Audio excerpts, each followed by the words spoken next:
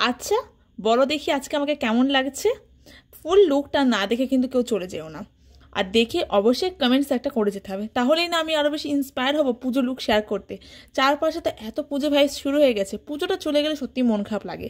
এই যে পুজো আসার আগে যে মুহূর্ত, আমাদের যে প্রিপারেশন, এটাই কিন্তু মেমোরেবল হয়ে থাকে, তাই না? আর পুজোর ভাইবসে চারপাশে মানুষজন সেজে উঠেছে। আমি ভাবলাম আমি কেন বাদ যাই, আমি একটা লুক বানিয়ে ফেলি, যাতে করে নিজের একটা আইডিয়া হয়ে যাবে কীরকম কী সাজা যায়, আর তোমাদের একটা আইডিয়া দিতে পারবো। যে কারণে আমি ফুললি প্রিপেয়ার ছিলাম না। দেখো আমার আইব্রোটা ব্ল্যাক নেই, তারপর আমার রিপেইন্ট করা নেই, নেল পেইন্টটা আধা খাপচা হয়ে আছে। এবার আমি মনে করি একটা ভিডিও করতে গেলে পুরোটা উপস্থাপনা প্রেজেন্টেশনটা যাতে সুন্দর হয়, যাতে দেখতে খুব সুন্দর হয়, দৃষ্টিটা ভালো লাগে। কিন্তু সবসময় সব কিছু ম্যানেজ করা হয় না, কারণ ওই যে নিজের হাতে করে সব গোছাতে হয়, ব্যাকগ্রাউন্ড, হেয়ার স্টাইল, শাড়ির র্যাপিং।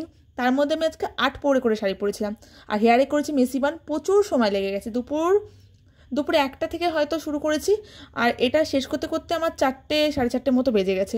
অনেকখানি কষ্ট হয়েছে, কিন্তু সফলতা, ভালো লাগা হচ্ছে তোমাদের ভালোবাসা পাওয়াটা। তাই সবসময় একটাই রিকোয়েস্ট থাকবে, ভিডিওটা ভালো লাগলে একটা করে সাবস্ক্রাইব করে যেও যারা করোনি, আর লাইক করে যেও। লুকটা হয়ে গেছে, লিপ গ্লসটা দিয়েছি যাতে একটু গ্লোই লাগে বেসটা, আর এর সাথে পরে নিলাম একটু ট্রেডিশনাল কিছু জুয়েলারি। এবার দেখে জানো তোমাদের কাছে কতখানি সুন্দর লাগছে। আমি কিন্তু ডে লাইটেও লুকটা দেখালাম, আর সানলাইটেও দেখালাম। আমার মনে হয় যে কোনো সাজ যখন তুমি সানলাইটে দিনের আলোতে থাকবে তখন বেশি বোঝা যায় রিং লাইটের থেকে, তাই না?